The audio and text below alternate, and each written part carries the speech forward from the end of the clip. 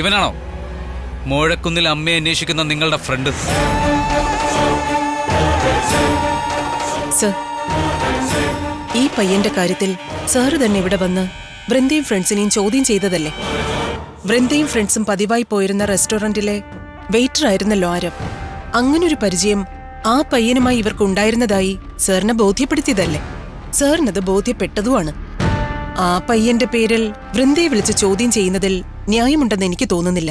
Madam, ഒരിക്കൽ പോലീസിന് ബോധ്യപ്പെട്ടൊരു കാര്യം പിന്നീട് സംശയങ്ങൾ ഉണ്ടാവുമ്പോ പുനഃപരിശോധിച്ചിടാന്നൊന്നുമില്ലല്ലോ.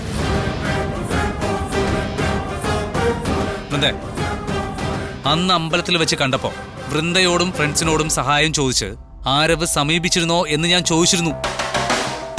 ഇല്ല എന്നാണ് അപ്പോ താൻ മറുപടി തന്നത്. ആ ചോദ്യം ഞാൻ ഒരിക്കൽ കൂടി ചോദിക്കുകയാണ്. വൃന്ദയും കൂട്ടുകാരും ആരവിനെ സഹായിക്കുന്നുണ്ടോ?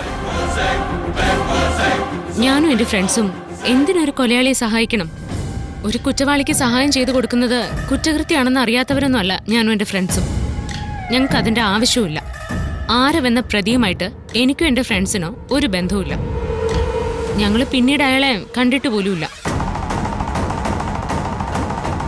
ഓ, അങ്ങനെയാണല്ലേ? യെസ് സർ, എന്റെ കുട്ടികൾ ഇവിടെ പഠിക്കാനാണ് വന്നിരിക്കുന്നത്. ഇവരുടെ എല്ലാം ഓരോ ദിവസങ്ങളും കടന്നു പോകുന്നത് എന്റെ കാഴ്ചയിലൂടെയാണ്. സാറ് സംശയിക്കുന്നത് പോലെ എന്തെങ്കിലും ഉണ്ടെങ്കിൽ അത് ഞാൻ അറിയാതിരിക്കില്ല. ഇത് സാറിന്റെ അനാവശ്യ സംശയമായിട്ടാണ് എനിക്ക് തോന്നുന്നത്. പോലീസിന്റെ അനാവശ്യ സംശയങ്ങളെ പലരും കുറ്റപ്പെടുത്തിയേക്കാം. പക്ഷെ ചില അനാവശ്യമായ സംശയങ്ങൾ പ്രമാദമായ പല കേസുകളും തെളിയിച്ചിട്ടുണ്ട്. അത് മേഡം മറക്കരുത്.